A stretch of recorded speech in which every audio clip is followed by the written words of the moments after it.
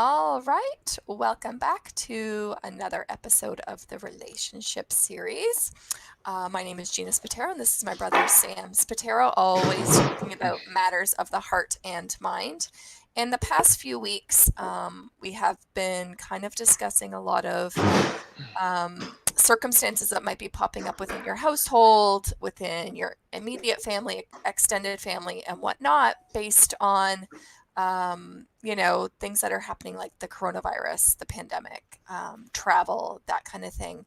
And I think that this topic especially is key tonight, saving your relationship in this crisis, because they are predicting, psychologists and professionals are predicting that there is going to be an influx and rise in divorce to come.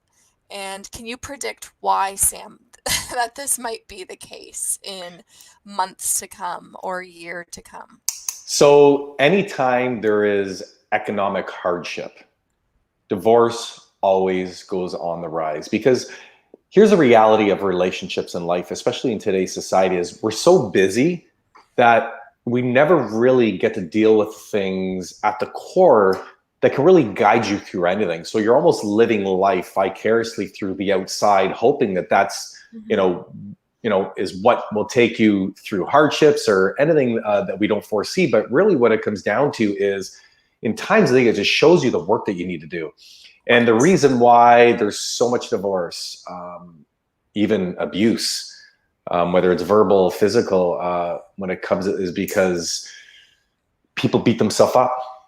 Money is the biggest reason for that. So yeah, I think the biggest reason for this, in my opinion, when we experience economic hardships, is it really comes down to the philosophy you guys have designed, or lack thereof, of what you're going to do to push through challenges and obstacles in life. Right. And I think that this is a really key point. And I was thinking about it today. I'm like, okay, so you're in close proximity with your loved one for a very extended period of time, which might be very abnormal for your relationship. And there's certain things that you need to consider. And Esther Perel says it beautifully. And I remember to this day, this conversation that she had with somebody about expecting your partner to be the one for everything. And it's just not the case. And I think that there's moments like these, like the pandemic, that is showing us that your partner can't be the one for everything. They can't be your emotional support all the time. They can't be the one that is fixing every problem. So I think what you need to understand is that you need to look intrinsically about what your expectations are from your partner, and are they even realistic? Because I think people are setting very high expectations in moments like these. And then there's conflict and frustration. And I think those things need to be evaluated. For example, if you're in a house with your loved one and if there's kids or whatnot, there's still an important part that your beloved needs to have time, whether you be male or female, with their boys and conversations or hangouts like online, and vice versa for you as the woman with your girlfriends. You need that different type of outlet. You can't expect the one that you're living with to be that. However, I've said this before in our past broadcast, was that you have to know how to serve in moments like this. If you're always expecting to get, you're leading with the wrong energy. You're leading with the wrong energy. And it can't be about what's not being presented to me. And I think the shift needs to happen. How can I make this particular moment less challenging for the both of us? How can I show up differently? Am I going to want to cause more stress, or am I going to want to cause more ease? And it's completely a shift, and it's completely a choice and a decision that you ultimately have to make. That's a really good point. And I think if we can learn, and Tony Robbins has this quote, if we could trade expectations for what you can learn to appreciate, that's the first and foremost saving grace to your relationship in a time of a crisis, especially now. I mean, yeah, we can point and sputter. We can point the finger what we should have done, what could have been with our finances, or the things that we should have done, to maybe avoid the situation we're in. That's going to cause nothing but turmoil. Mhm. I mean, the real solution here is what can you learn to appreciate in this moment? And I literally had a conversation tonight with my wife. And after spending so much time with her for the past 3 weeks, and you're back. I don't know. I don't. I think I think your house is cursed. You might want to get an exorcism. Is there anybody It's that's so watching do weird. exorcism? It's so weird. My sister's house is cursed. Whenever I use the Zoom platform, this never happens, and it's Uh, only with I don't know why. Anyway, sorry. Go ahead. so maybe we can look into switch it. But no, I was just saying I literally had a talk with my wife before we come on here, and I said, the past 3 weeks has really helped me to learn to appreciate the things I took for granted that you did. Mm, So listen, we are all going through this, but we have a choice how we're going to come out the other side. yeah. And if you are struggling, whether it's financial, having the kids home, not having your time, your business, your work, you've lost your job, this stuff is all irrelevant. It will work itself out. But what is relevant is how you are going to live through this. What Right. sorts of models are you guys going to be for one another in a time Mm-hmm. of crisis? Mm-hmm. Let love lead, and trade your expectation for things that you can learn to appreciate. And maybe because you're having probably, I would say, the most time we have ever had with our partners consecutively for this amount of time, you might start to discover that there's things about them you don't actually know and that scare you, right? And maybe even about yourself.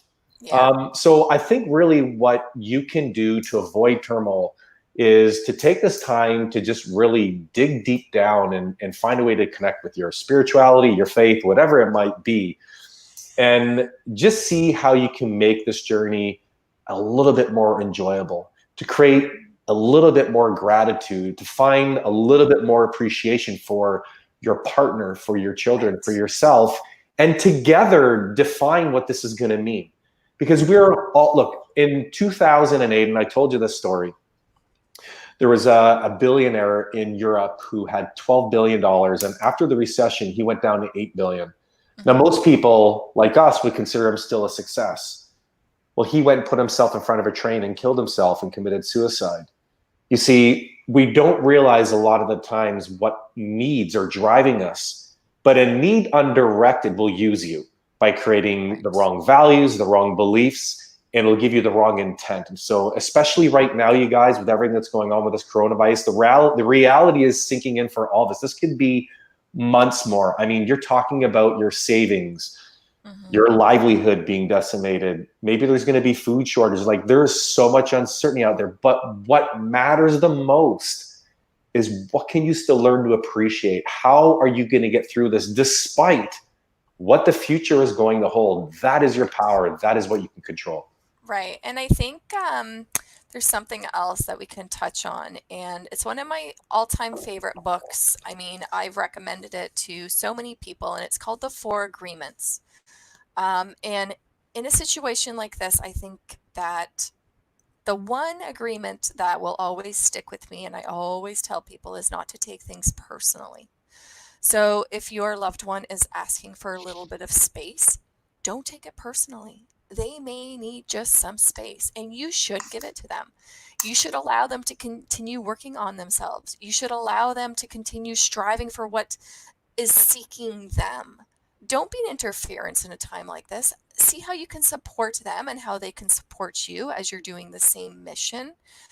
I'm telling you, in moments like this, you have to find your strengths, your contributions, and your investments in all of this. And if you're thinking about, well, what can I get from it? You're leading with the wrong way. Wrong way. And I think that your partner will know that you're showing up, and your partner will appreciate the time, the space, the energy, the flow that you're allowing for to happen in moments like this. However, I also think it is a true testament to a lot of relationships for behaviors that have not been present that will show up. And this might be their actual true nature. And you have to listen, and you have to be able to understand what that is. And maybe you can help. And maybe it's something that is something that you never knew existed. And it's like an eye opener for you. So be very, very cognizant of behaviors like that. But keep striving to better yourselves, and this is a perfect time to reignite that intimate part of your relationship. There's no time like right now. You have all the time to reconnect and figure out your desires, your love, your intimacy. There's no reason why you can't do those things. And the reason why you're not doing them is because the investment isn't as great for you as you thought it was. If you're invested in this relationship and you're wanting it to survive, get uncomfortable, start asking questions, start, pleasing one another in ways that you thought that maybe you couldn't or didn't. You have all the time. You have nothing but time now to invest in this relationship.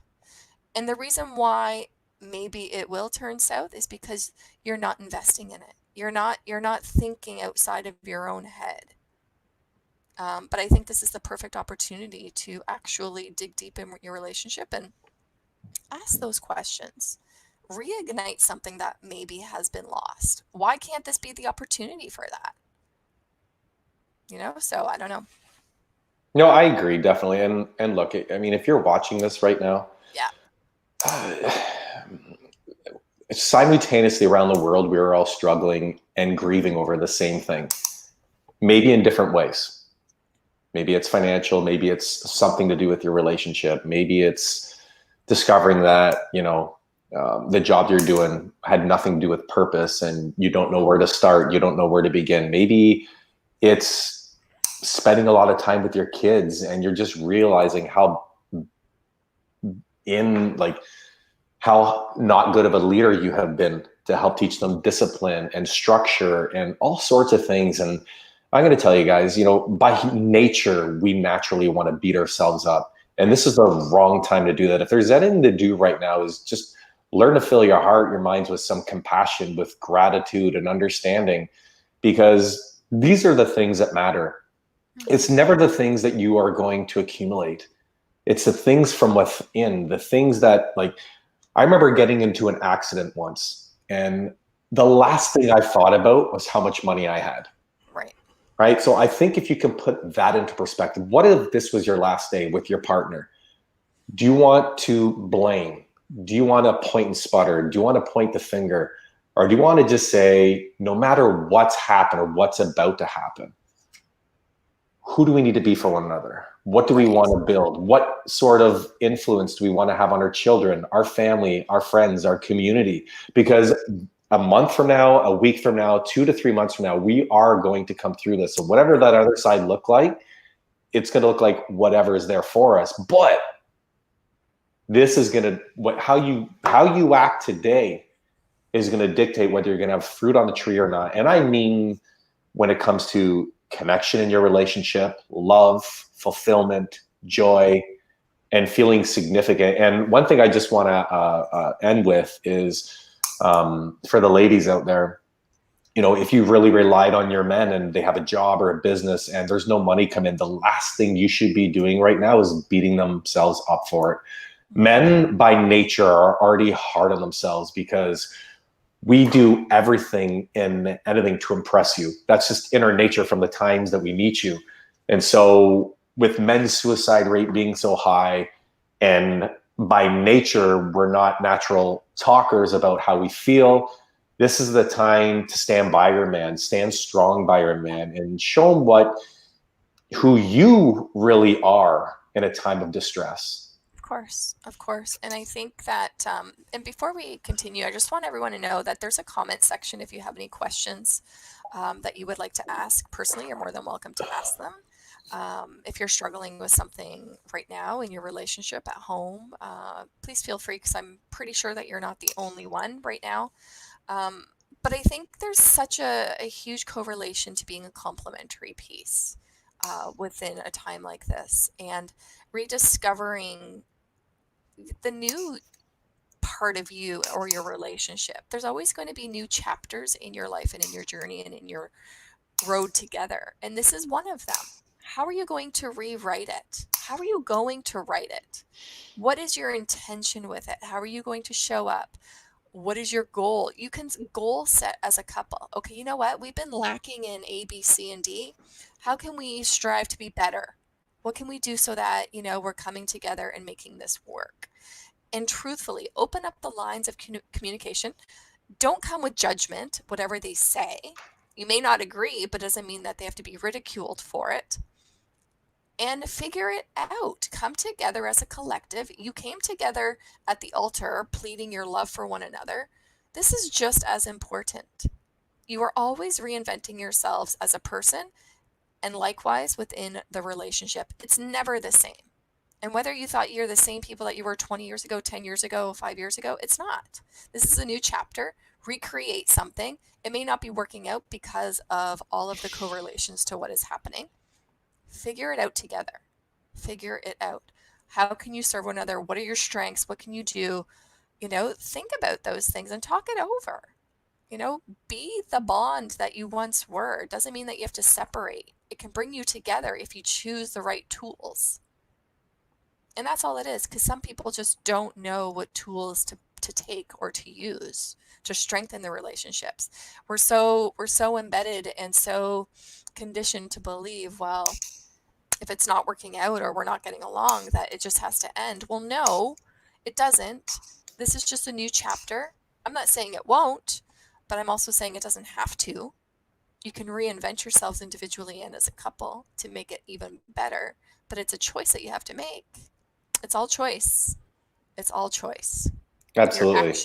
actions will speak Yeah, volumes. definitely. And I think even in the time of crisis, not only is it Yeah. financial, but because we're spending so much time with one another, you got to be on your Yeah. purpose more now Hmm. than ever. And make it a point to take some time for yourself. Like me and my wife, she supports me when I want to do stuff with my businesses. Like Hmm. she just got a new mandate of things that she needs to work. We're already trying to figure out ways to coordinate where she can have her time to fully indulge and and I'll take care of the kids and work around things that I need to do. And really, this is the time to be a team. Right. And if you are feeling like you're playing on opposite spectrums of the team, then you're playing the wrong game. In Hmm. a relationship, you have to be on the same team and you Absolutely. have to be of the same purpose. And that means Absolutely. doing whatever it takes, no matter what happens in the game, that you're just focusing on winning. Right. Especially if there's kids involved. You got to be the leader, you got to be the role model. Set those expectations, those boundaries, and as a family, as a whole, and like you said, and lead through it all. Yeah. This can be such an empowering time for you as a couple and you as a family. It depends how you look at it, and it depends what actions you choose to take. Well, absolutely. And suffering is optional, Hmm. pain isn't, Hmm. right? So if you're suffering right now, it's a choice. Yeah. It's a choice of the meaning that you're giving what's happening right now to you in your life. Hmm. So you have the choice to take the time to decide to say, you know what, these beliefs, these values aren't serving me. Now's the time to go deep. We have the Yeah. time. Our cracks are going to appear now because when we're busy, it's like someone who has anxiety. They always say, you know what, my anxiety never shows up when I'm busy. Yeah. It always shows up when I'm calm or doing Yeah. something that I just can't understand why it would show up because your mind is keeping up pace with your body, Hmm. right? But when your body's calm and your mind's racing, that's when everything shows up. So you can Yeah. channel out that energy. Now's a time where all these ugly things that are undealt, that you didn't take the time to put the energy and or effort in to grow and become more, well, this is your chance. Yeah, I agree with you. I agree 100%. And, we get a lot of text messages from people and people even just, having conversations with us personally and saying, I really liked these points and conversations that you had. Well, we would love for you to even like give us some things that you want us to discuss and talk about because like I said before, you're not the only one feeling these things. You're not the only one going through these strifes or these, ups and downs in your relationship. Everybody goes through it. You're not alone.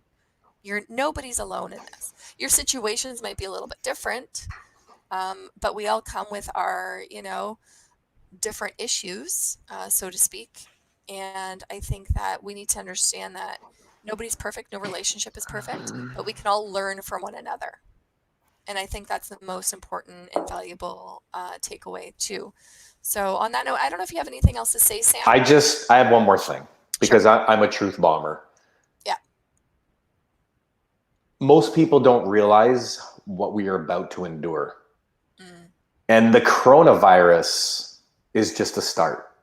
The Mm. economic implications of what we're about to experience, that the coronavirus could be the trigger, but there was many reasons and indicators of things that were showing we're already heading into recession or depression. What is about to come is going to be the true test. Yeah. Okay, so if you need help, I'm already working with companies. My sister and I can work with you one-on-one or as a couple, and let us help you design an empowering blueprint that no matter what comes up, that you already know the strategies in place and how you're going to do it. Yeah. Your best offense is a defense, and you need to, whether you book us, book somebody, read a book, go on YouTube and find somebody else. But what we are about to endure is going to be the biggest challenge economically that we've ever faced as a human species. Yeah. So if we can help in any way, you can book us on our Clarity coaching platform. We're going to be discounting the rate to help people out because we know people are struggling and we want to do our part in giving back. And most of all, we just care to help people. Yeah, absolutely. So on that note, please don't forget to like, subscribe, and hit the notification bell for upcoming broadcasts that we will be doing. And once again, we were talking about the matters of the heart. And